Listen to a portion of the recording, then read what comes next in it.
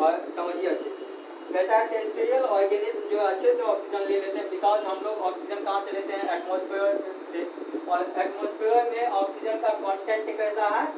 High है, ठीक है। बट वाटर में ऑक्सीजन का कंटेंट कैसा है? लो है, एज कंपेयर एज एटमॉस्फेयर का।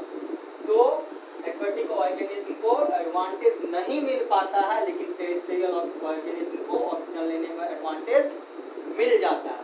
Have you got it? अच्छे से पता चला? भूलिएगा नहीं ना। तो ये क्वेश्चन अगर आता है तो आप इतना लिख दोगे आंसर, तो सफिशिएंट आंसर है आपका। नेक्स्ट क्वेश्चन हम लोग देखते हैं। नेक्स्ट क्वेश्चन कहता है कि what are the different ways in which glucose is oxidised to provide energy in various organism. ठीक है, वह डिफरेंट वेज क्या है जिससे ग्लूकोज का ऑक्सीजन होता है और एनर्जी प्रोवाइड होता है। डिफरेंट वेज, जैसा कि आप पढ़े ही थे ग्लूकोज का ऑक्सीडेशन, बट फिर भी इसको अच्छे से समझ लेते हैं। Glucose is first broken down in the cell cytoplasm. सबसे पहला क्वेश्चन ही यहीं से पूछता है, ये क्वेश्चन उठा के यहाँ से दे देता है। सबसे पहले ग्लूकोज का ब्रेकन डाउन जो है कहाँ पे होता है? सेल के किस ऑर्गेनल्स में होता है? सेल के किस पार्ट में होता है? तो वो साइटोप्लाज्म। सेल का साइटोप्लाज्म आप लोग अच्छे से पता है, आप लोगों को साइटोप्लाज्म क्या होता है? याद कीजिए, साइटोप्लाज्म के बारे में बताया था मैं आपको कि न्यूक्लियस और प्लाज्मा मेम्ब्रेन के बीच में जो जेली लाइक स्ट्रक्चर पाया जाएगा, जो लिक्विड पाया जाएगा, उसको हम लोग साइटोप्लाज्म कहते हैं। साइटोप्लाज्मिक सेल के अंदर पाया जाने वाला लिक्विड, बट वो होगा आपको न्यूक्लियस और प्लाज्मा मेम्ब्रेन के बीच में। और न्यूक्लियस के अंदर जो लिक्विड पाया जाएगा उसको क्या कहते हैं? न्यूक्लियस के अंदर जो जेली लाइक सब्सटेंस पाया जाता है उसको क्या कहते हैं? न्यूक्लियोप्लाज्म। क्या कहते हैं उसको? और साइटोप्लाज्म और न्यूक्लियोप्लाज्म दोनों को कंबाइंड रूप से क्या कहेंगे? प्रोटोप्लाज्म। Very good.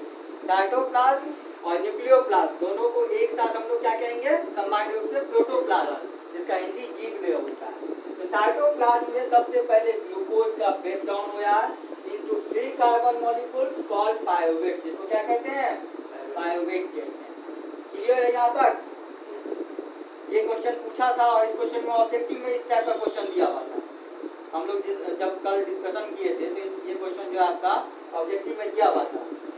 तो पायोवेट बन चुका है। Pyruvate is further broken down by different ways to provide energy. Pyruvate का फिर से जो है ब्रोकन डाउन होता है अलग अलग वेज में, जिससे क्या मिलता है?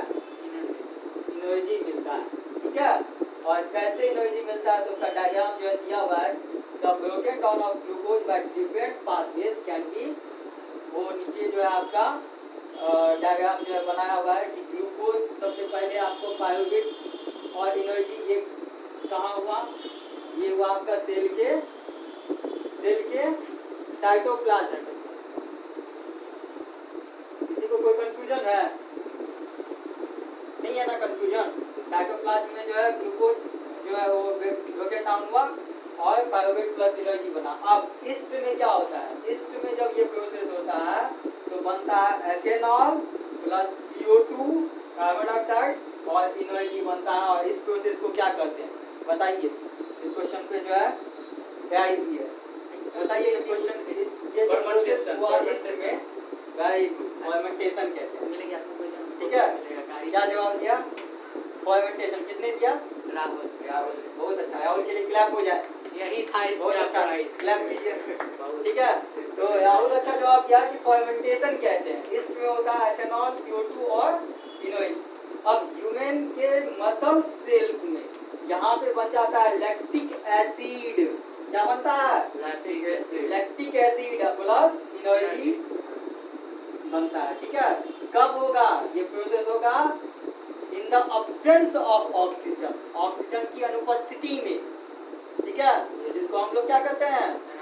एनारोबिक रेस्पिरेशन कहते हैं। तो ऑक्सीजन के अब्सेंट में लैक्टिक एसिड और एनर्जी बनेगा और इसलिए बॉडी में क्रैम्प होने लगता है। जब लैक्टिक एसिड का फॉर्मेशन ज़्यादा हो जाता है मसल्स में, चाहे वो आपका लेग का मसल्स हो या हैंड का मसल्स हो या कहीं पे भी बॉडी के मसल्स में, लैक्टिक सामान्यतः लेग के मसल्स में ज़्यादा होता है। तो हाँ, दौड़ते वक्त तो देखते होंगे रनर सब का वो हमेशा क्रैम्प करते रहता है ना। या ज़्यादा लंबा डिस्टेंस आप पैदल चले हैं, बहुत ज़्यादा किलोमीटर आप पैदल चले हो, तो आपके बॉडी में क्रैम्प होने लगेगा because of formation of lactic acid and lactic acid के कारण उससे एनर्जी भी मिलता है, ठीक है। और इसको हम लोग क्या कहते हैं, एनारोबिक रेस्पिरेशन कहते हैं, क्योंकि ये रेस्पिरेशन ऑक्सीजन के एब्सेंट में होता है, एब्सेंस। तो दौड़ते वक्त हम तो सांस लेते हैं, सांस तो हम लोग तेजी, हम दौड़ते वक्त हम लोग सांस लेते हैं और ऑब्वियसली सांस भी लेते हैं तो तेजी से लेते हैं बिकॉज ऑक्सीजन की आवश्यकता उस समय ज़्यादा होती है। जितना ज़्यादा ऑक्सीजन लीजिएगा उतनी ज़्यादा मात्रा में आपको क्या मिलेगा, एनर्जी मिलेगा, ये बात तो क्लियर है। बट जितना एनर्जी आपको मिलना चाहिए, जितना एनर्जी आपको चाहिए, उतना एनर्जी लेने के लिए, उतना एनर्जी प्रोड्यूस करने के लिए ये जो है आपका पायरुवेट टूट जाता है लैक्टिक एसिड में और एनर्जी। क्लियर, कोई डाउट नहीं है ना।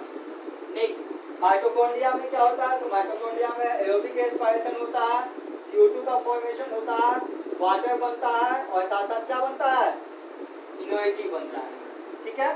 तो in yeast and human muscle cells the broken down of pyruvate occurs in the absence of oxygen, यहाँ लिखा हुआ है clear, absence of oxygen, whereas in mitochondria the broken down of pyruvate occurs in the presence of oxygen, oxygen के present में होता है और इसीलिए हम इसको क्या कहते हैं, इसलिए हम लोग इसको कहते हैं एरोबिक रेस्पिरेशन। क्या कहते हैं, एरोबिक रेस्पिरेशन। देखिए नाम में ही उसका काम जो है, नाम आप याद कर लीजिएगा, इसका टर्म्स याद कर लीजिएगा, तो आप इसको जो है अच्छे से याद कर लीजिएगा। एरोबिक कैसे होता है स्पेलिंग, AEROBIC, रेस्पिरेशन,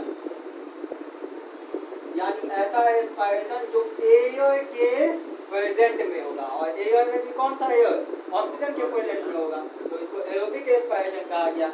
और जब एयर के प्रेजेंट में नहीं हो, ऑक्सीजन के प्रेजेंट में नहीं हो, तो उसको एनारोबिक रेस्पिरेशन कहते हैं, ANAEROBIC, रेस्पिरेशन। एनारोबिक रेस्पिरेशन कब होगा, एना मतलब क्या, not present in oxygen, oxygen के प्रेजेंस में नहीं होता है, एनारोबिक रेस्पिरेशन होता है। एनारोबिक रेस्पिरेशन आपने कब कब देखा, ईस्ट के बॉडी में देखा, जब एथेनॉल बने है, CO2 बने है और एनर्जी का प्रोड्यूशन हो रहा है, एनर्जी प्रोड्यूस हो रहा है। और आपने देखा एनारोबिक रेस्पिरेशन कब, ह्यूमन के मसल सेल्स में, in the absence of oxygen क्या बने है, लैक्टिक एसिड बने है। ये क्वेश्चन पूछता है कि क्या किस चीज का फॉर्मेशन होता है, तो लैक्टिक एसिड का फॉर्मेशन होता है, लैक्टिक एसिड बनता है, एनर्जी बनता है। बट माइटोकॉन्ड्रिया में क्या होता है, प्रेजेंस ऑफ ऑक्सीजन और एरोबिक रेस्पिरेशन होता है। यहाँ एरोबिक रेस्पिरेशन होता है माइटोकॉन्ड्रिया में, बनता है CO2, वाटर और energy. Have you got it? Yes. किसी को कोई कंफ्यूजन नहीं है ना। नेक्स्ट और लास्ट क्वेश्चन आज का, how is oxygen and CO2 यानी carbon dioxide transported in human beings, human beings. ये क्वेश्चन है ना आपके बुक में, ये क्वेश्चन है आपकी बुक में, ये वाला question, how is oxygen and carbon dioxide transported in human beings. Yes sir, है ना। Yes, sir. तो ये क्वेश्चन भी इंपॉर्टेंट है, तो इसको भी ध्यान से सुन लीजिए। कहता है haemoglobin transports O2 molecules to all the body cells for cellular respiration।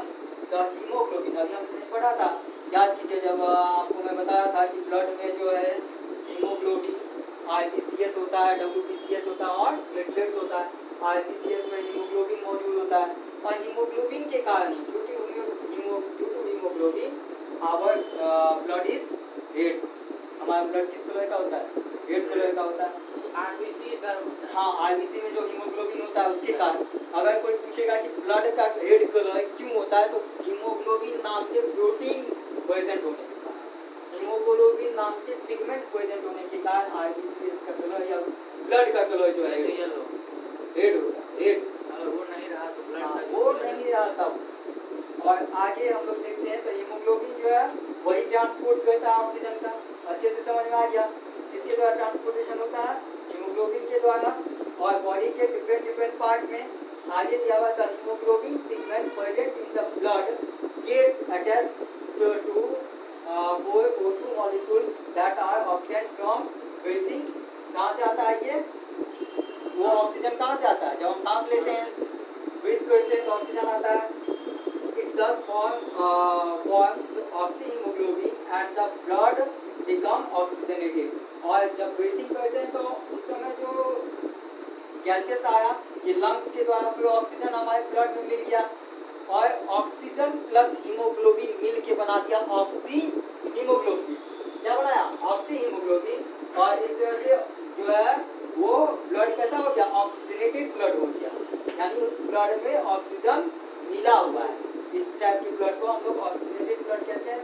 This oxygenated blood is then distributed to all the body cells by heart. Heart के थ्रू जो है ये ऑक्सीजन जो है बॉडी के डिफरेंट सेल्स तक क्या हो जाता है? पहुंच जाता है। क्योंकि आप जानते हैं कि हार्ट क्या काम करता है? ब्लड को पंप करने का काम करता है। After giving away O2 to the body cells blood takes away CO2। अब आगे का पॉइंट ध्यान से सुनिए।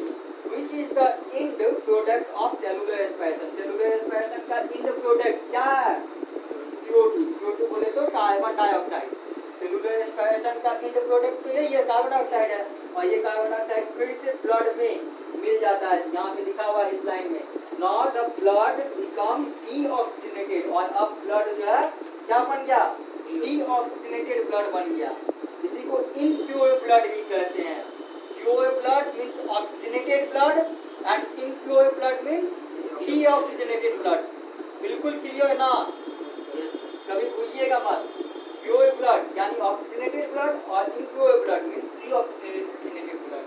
Since haemoglobin pigment has less affinity for CO2 का, जिसको कार्बन डाइऑक्साइड, CO2 के बाद कोमा लिखा हुआ है यहाँ पे, आप लोग भी कोमा देखिएगा।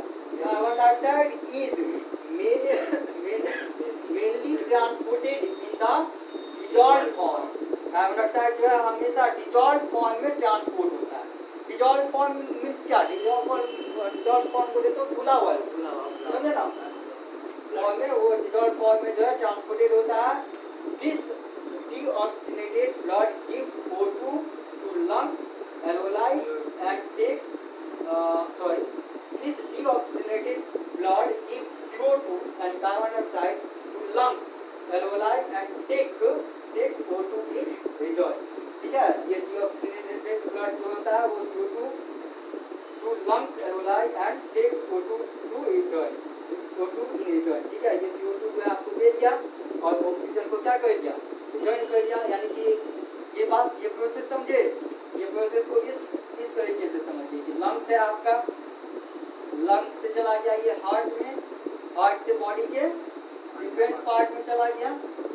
ठीक है, और डिफरेंट पार्ट में ऑक्सीजन जा करके आपके डिफरेंट सेल्स तक पहुंच गया। ठीक है, कैसे? तो ये हार्ट के द्वारा पहुंचा, समझे? डिफरेंट सेल्स तक पहुंच गया। अब जो डिफरेंट सेल्स में CO2 बना है, उसका लास्ट प्रोडक्ट में बताया था, तो CO2 जो बना वो CO2 फिर कैसे जाएगा? तो वो आपको लंग्स के एल्वेओलाई में चला जाएगा और उसके बाद लंग्स के एल्वेओलाई में जाने के बाद वो फिर वहां से क्या लेगा? वो ब्लड क्या लेगा? वहां से ऑक्सीजन लेगा। तब ना आप सांस, ऐसा तो नहीं है कि आप ब्रीथिंग करते हो तो एक बार सांस लंबा सा खींच लिए और 1 साल के लिए आराम कर रहे हो, ऐसा है क्या? कि सांस आप एक बार ले लिए हो और फिर जो है आप ये हाइबरनेशन में चले गए हो, ऐसा तो है नहीं। हाइबरनेशन में भी जो एनिमल्स जाता है वो क्या करता है? वो स्लोली ब्रीथिंग करते रहता है। और हाइबरनेशन में कौन जाते हैं? कौन एनिमल्स जाते हैं? जो कोल्ड ब्लडेड एनिमल्स होते हैं वो हाइबरनेशन में चले जाते हैं। तो आज के लिए इतना ही। सांस लेके वो छोड़ देता है? नहीं, ऐसी बात मैंने नहीं बताया कि एक बार सांस लेके वो छोड़ देता है। हाइबरनेशन मींस क्या? कुछ एनिमल्स क्या होता है ना कि कोल्ड ब्लडेड होते हैं, और जो ह्यूमन बींग्स है या मेमेलियाज हैं या बर्ड्स हैं जिसको एप्स कहते हैं, ये सब क्या होता है? ये वार्म ब्लडेड एनिमल्स। हम लोग कैसे एनिमल्स हैं? वार्म ब्लडेड एनिमल्स है। यानी हम लोगों के बॉडी का टेम्परेचर, देखिए सुनिए, what is the difference between cold blooded and warm blooded animals? हम लोगों के बॉडी का टेम्परेचर आपको एटमॉस्फेयर के अनुसार चेंज नहीं होगा बल्कि फिक्स है, समझ में आया ना? और कोल्ड ब्लडेड एनिमल्स का टेम्परेचर जो होता है वो अकॉर्डिंग टू एटमॉस्फेयर चेंज होते रहता है। ठंड का मौसम हुआ तो उसका बॉडी का टेम्परेचर लो हो गया, ठीक है। गर्मी आई तो उसके बॉडी का टेम्परेचर हाई हो गया। पानी में आप देखते होंगे क्या कि जो कोल्ड ब्लडेड एनिमल्स होते हैं, जैसे स्नैक है ना, कोल्ड ब्लडेड एनिमल्स है, फ्रॉग है, कोल्ड ब्लडेड एनिमल्स है, ये सब जो है चले जाते हैं एकदम बड़े गड्ढे में चले जाते हैं और वहाँ जाकर के वो जो भोजन किए हुए पहले से जो फूड लिए हुए हैं उस फूड का वो यूटिलाइज करते हैं। वो जो फूड उसके बॉडी में फैट के रूप में जो कलेक्ट है उस फूड को वो यूटिलाइज करते हैं। तो और बाकी जो बॉडी का एक्टिविटीज़ है वो बिल्कुल कम कर लेते हैं। तो आज के लिए इतना ही। आपने ये तीनों क्वेश्चन अच्छे से समझ लिया। I think your class is over for today. Thanks.